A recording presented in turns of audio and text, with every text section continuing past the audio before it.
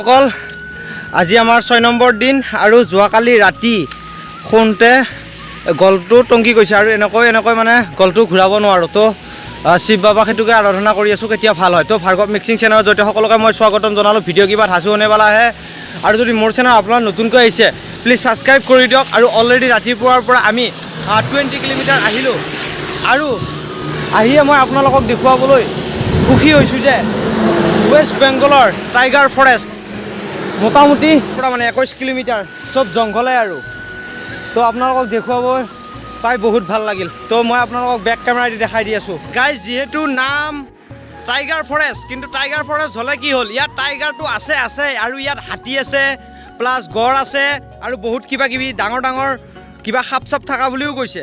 তো আৰু জংঘলততো গাইজ সোমাব নোৱাৰি।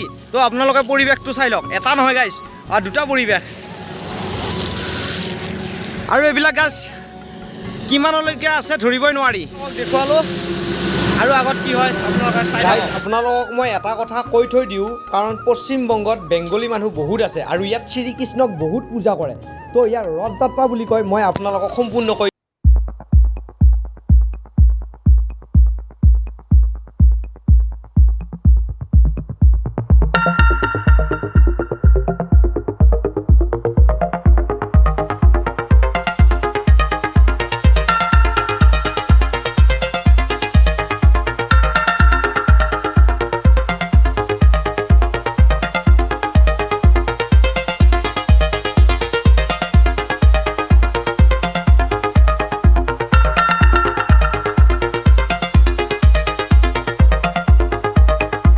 অকল ৱেষ্ট বেংগলৰ ইমান বৰষুণ, মোবাইলটো ওলাব পৰা নাই। এতিয়া বৰ্তমান আহি পালোঁ আমি মাছ বজাৰ। কি কি মালা বজাৰ,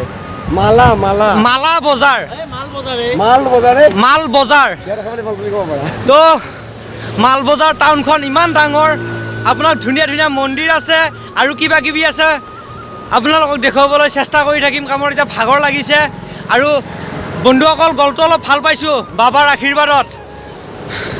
আজি বহুতেই আহিলোঁ আমি, কাৰণ বহুত ৰাতিপুৱাই আজি ওলাইছিলোঁ আৰু আজি বহুত ৰাস্তা কষ্ট ক্ৰছ কৰি দিলোঁ। মই পশ্চিমবংগৰ এটা এখন বৰ ধুনীয়া এখন ডাঙৰ টাউনলৈকে লৈ আহিছোঁ আপোনালোকক দেখুৱাবলৈ। আৰু বৰ ধুনীয়াকৈ প্ৰতিমূৰ্তি আছে। মই যিখন এতিয়া বৰ্তমান ৱেষ্ট বেংগলৰ চহৰত আছোঁ, সেই চহৰখনৰ নাম হ'ল মাল বজাৰ। তো মাল বজাৰ এটা বৰ ধুনীয়া মন্দিৰ আছে। তো গণেশ মন্দিৰ। তো মন্দিৰটোৰ ভিতৰতো মই আপোনালোকক দেখুৱাবলৈ চেষ্টা কৰিম। দেখুৱাবলৈ পাই বহুত শান্তি হৈছে। এনেকুৱা এটা গণেশ মন্দিৰ আছে ৱেষ্ট বেংগলত মাল বজাৰত। তো এতিয়ালৈকে বৰ্তমান অ'পেনিং কৰা নাই আৰু বৰ্তমান মূৰ্তিটো মানে প্ৰতিষ্ঠা কৰা নাই। তো ভাল লাগিছে মন্দিৰ। যিহেতু গাইছ এইটো গণেশ মন্দিৰ হয়, এইটো উদ্বোধনী কৰা নাই। এইটো উদ্বোধনী কেতিয়া কৰিব গাইছ মই আপোনালোকক মাল বজাৰৰ গণেশ মন্দিৰটো দেখুৱালোৱে। তো আৰু কিবা কিবি দেখাই আছোঁ বাৰু, চাই লওক।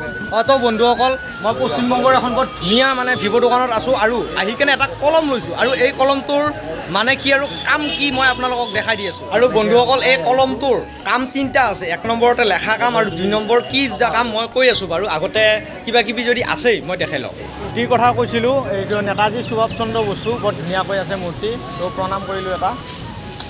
তো এইখনে টাউন আৰু মাল বজাৰ। গাইজ মই অলৰেডি আপোনালোকক কৈছোঁৱে যে পশ্চিমবংগত বেংগলী মানুহ বেছি আছে আৰু বেংগলী মানুহখিনিয়ে বেছিকৈ শ্ৰীকৃষ্ণক পূজা কৰে আৰু সেইটো পূজাটোৰ নাম হ'ল মানে ৰথ যাত্ৰা বুলি কয়। তো ইয়াত মানে মাল বজাৰত আহি কাৰণে গাইজ একে দৃশ্য দেখা পাইছোঁ।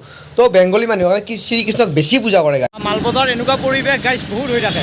তো নতুন নতুন এক্সপিৰিয়েঞ্চ পাই বহুত ভাল লাগিছে। তো আৰু কি দেখাব পাৰোঁ চাই থাককচোন।